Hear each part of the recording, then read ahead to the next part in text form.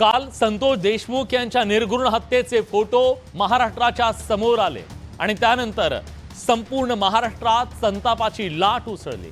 त्यानंतर धनंजय मुंडेंनी राजीनामा दिला। राष्ट्रवादीच्या नेत्यांनी नैतिकतेच्या मुद्द्यावरून राजीनामा दिल्याचं सांगितलं, पण धनंजय मुंडेंनी मात्र तब्येतीचं कारण देत राजीनामा देत असल्याचं सांगितलं। या मुद्द्यावरून विरोधकांनी धनंजय मुंडेंवर जोरदार निशाणा साधला। धनंजय मुंडेंचा अखेर राजीनामा। राष्ट्रवादी म्हणते राजीनामा नैतिकतेतून, धनंजय मुंडेंनी मात्र दिलं वैद्यकीय कारण। अखेर धनंजय मुंडेंनी आपल्या मंत्रिपदाचा राजीनामा दिला। ऐन विधिमंडळ अधिवेशनादरम्यान धनंजय मुंडेंना मंत्रिपदावरून पायउतार व्हावं लागलं। खरं तर गेल्या काही दिवसांपासून धनंजय मुंडेंच्या राजीनाम्यासाठी राजकीय दबाव वाढला होता।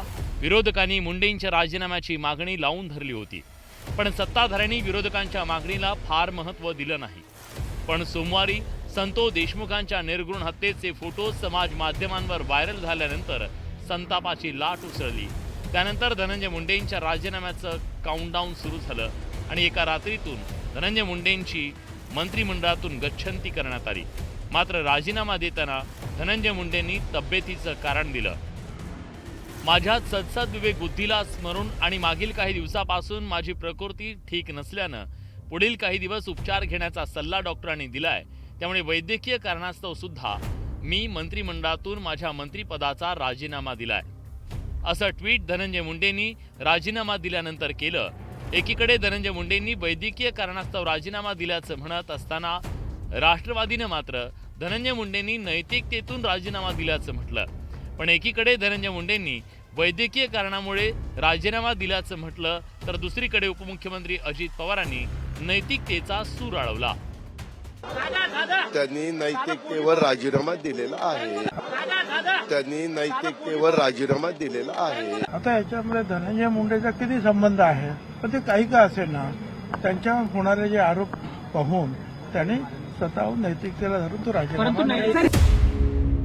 अजितदादांच्या राष्ट्रवादीत मुंडेंच्या राजीनाम्यावरून एकवाक्यता नसल्याचं उघड झालं आणि तोच धागा पकडून विरोधकांनी दादांच्या राष्ट्रवादीवर टीकास्त्र डागलं। हे जे धनंजय मुंडेंचं ट्विट आलेलं आहे हे सगळ्यांनी बघावं आणि वाचावं।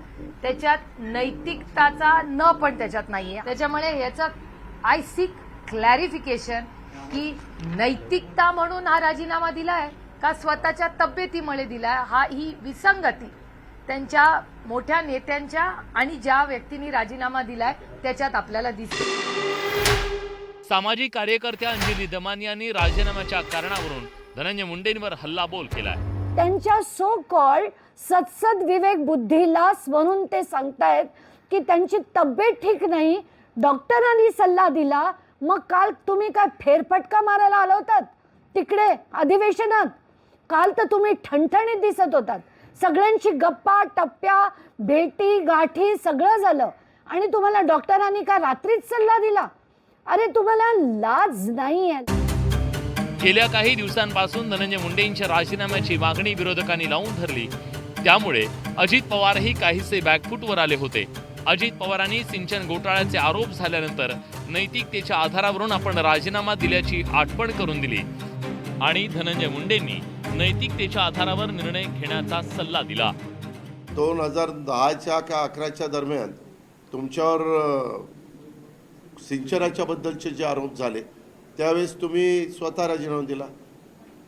जो तो स्वतःचा निर्णय, त्यावेळेस माझ्या सद्विवेक बुद्धीला मला ते पटलं नाही, कारण मी अतिशय स्वच्छ पद्धतीने काम केलेलं होतं। विलासरावांनी देखील असंच धाडस दाखवून राजीनामा दिला होता, मग ही नैतिकता धनंजय मुंडे का दाखवत नाहीत असं आपण त्यांना प्रश्न विचारतो। धनंजय मुंडे यांनी राजीनामा देताना दिलेलं कारण आणि त्यांच्या पक्षाच्या नेत्यांनी केलेला दावा यात एक वाक्यता नसल्यानं नव्या राजकीय वादाला तोंड फुटलंय।